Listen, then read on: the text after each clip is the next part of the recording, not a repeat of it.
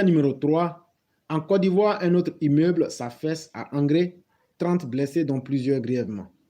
Cette fois, le ministère de la Construction et de l'Urbanisme devra se faire fort pour convaincre l'opinion. Car après la dizaine de morts de la semaine dernière à Trècheville, un autre immeuble vient de s'effondrer à Cocody 8e tranche. Le énième en Côte d'Ivoire, où les fautes de construction et l'anarchie liée à la forte corruption n'arrête de faire des morts depuis plusieurs décennies. Message du groupement des sapeurs-pompiers militaires. À minuit 26 ce jour, une alerte pour l'effondrement d'un immeuble Cocody Angré 8e tranche, non loin du CGK, nous est parvenue.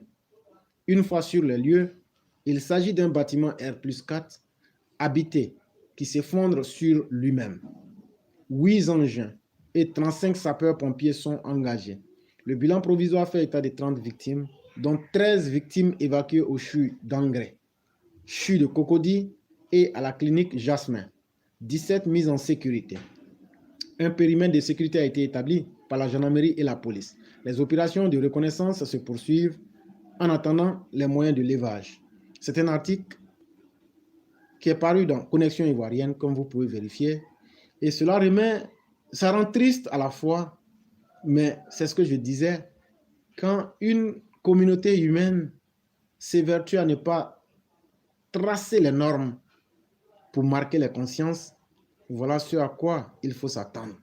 Et malheureusement, les immeubles feront toujours, les immeubles tomberont, les gens mourront, mais tant que c'est le petit peuple, tant que c'est des gens qui ne peuvent pas inquiéter, on n'en parle pas et ça doit continuer.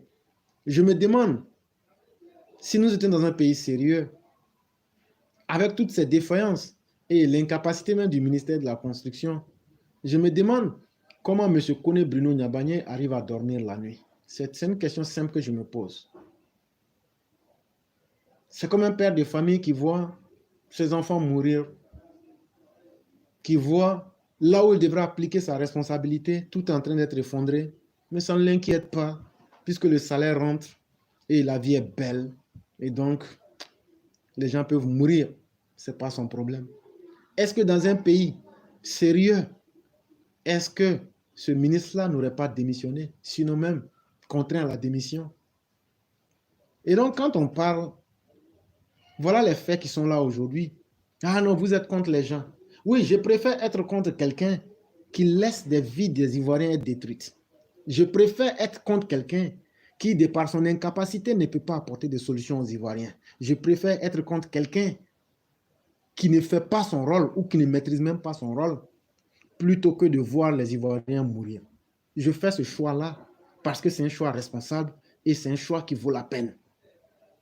Monsieur Bruno Kone, est-ce que vous avez besoin d'un grumier pour qu'on vous dise de démissionner?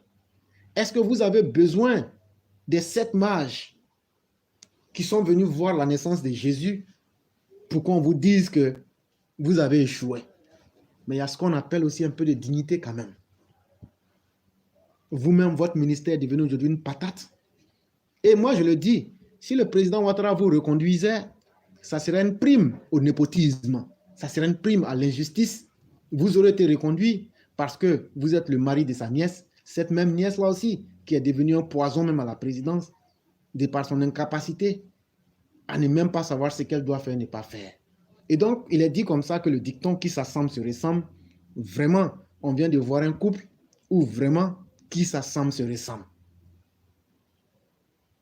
Et c'est très triste. Et les Ivoiriens, en tant que société, ça ne nous gêne pas, on s'assoit, on regarde. Tant que ce n'est pas moi ou même mes parents qui sont morts, ça fait partie de l'actualité et j'attends mon tour. Il n'y a pas de problème. Ne prenons pas nos responsabilités. Continuons à être les spectateurs de notre propre existence. Les conséquences, les gens vont réaliser leur rêve sur nous. On va servir d'exemple macabre et mortifère aux autres.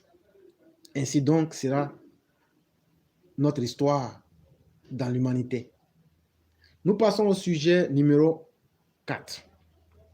Et donc, j'ai dit bonsoir à notre mère Blanc qui demandait aux gens de partager. Et effectivement, ceux qui veulent partager, partagez sur les pages Facebook. Vous copiez le lien, vous collez dans votre page et après vous cliquez comme si vous partagez. Comme d'habitude. C'est comme ça, c'est la meilleure manière pour que le maximum de personnes sachent qu'on est là parce que on est bloqué pour cette semaine sur Facebook et toute cette semaine.